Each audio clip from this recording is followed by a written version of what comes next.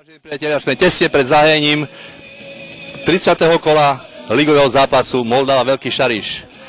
Nakoľko už sme rozhodli postup medzi elitu, medzi druholigových, do druhej ligy, dovolím som si pozvať k mikrofónu trénera nášho úspešného mužstva, pána Ľuba Ľuhého, ktorému zároveň by som chcel položiť niekoľko otázok.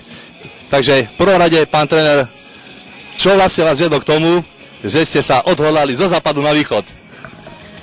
Tak Slovensko je skutočne rozdelené na západ, stred a východ, to je samozrejme, ale futbal sa hrá na celom Slovensku a mňa nezaujíma, kde sa ten futbal hrá, to znamená, ako som povedal, na celom Slovensku, takže mňa nezaujíma, kde budem pôsobiť, pretože je to Slovensko a mňa v podstate oslovili ambície tohto klubu.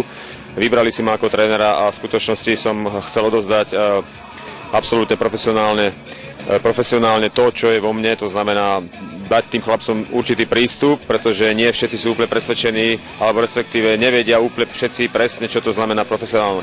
Byť profesionálom. Áno.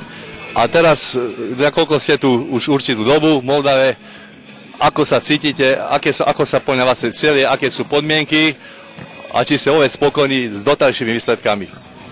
V každom prípade treba povedať, že od začiatku sezóny mužstvo, teda respektíve klub, mal jediný cieľ, to znamená postup do druhej ligy. S tým som sem išiel, to znamená, je to určitý záväzok, určitá zodpovednosť z mojej strany. Samozrejme, vždycky tréner je zodpovedný za tieto záležitosti, to znamená, ak sú výsledky zlé, tak je zodpovedný tréner.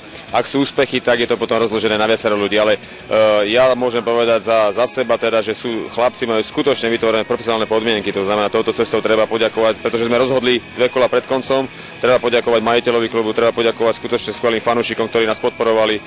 Ja si myslím, že treba poďakovať chlapcom, ktorí odviedli maximum. Samozrejme, nie každý vidí, teda nie každý z nich má také schopnosti, ktoré sú skutočne na špičkovej úrovni. To znamená, každý z tých chlapcov sa ešte musí veľa učiť. A to je moja úloha, samozrejme, aby sa tí chlapci zlepšovali. Áno, ešte 2 také otázky by som rád položil. Čo poviete na nedenajší výsledok 7-1 s Topolanmi, počas 7-0, druhý počas 0-0? Ten druhý počas zaujíma ľudí. Keď sa pozrieme na to je vec pohľadu. Keď sa pozrieme z pohľadu strelených gólov, tak boli to obrovské rozdiely, to znamená, tieto rozdiely boli aj na jeseň, že polčas bol, dajme tomu, prvý bol 0-0, 1-0, potom sa strelili góly, to znamená, zápas má 2 polčasy. A my sme rozhodli tieto zápasy, posledné 3 skutočne v prvých polčasoch, čo sa nám predtým nie až tak dobre darilo.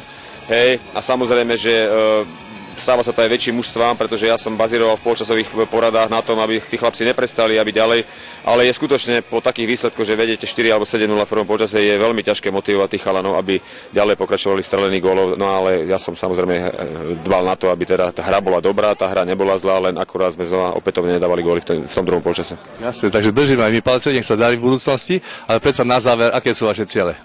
Tak naše ciele boli jednoznačne postup a teraz momentálne, tak ako myslí sa teraz pred týmto zápasom? V ďalšej sezóne samozrejme chceme v tej súťaži hrať o príjm tabulky. Ja si myslím, že ale s pokorou, to znamená nie s horenosom, ale s pokorou a to je dôležité. Takže vážení diváci, počuli ste veľmi odbornú odpoveď a skromnú odpoveď pána Ľuhého. My želáme mužstvu, nech sa darí a veríme, že v takýchto výsledkoch budeme pokračovať i v druhej lige.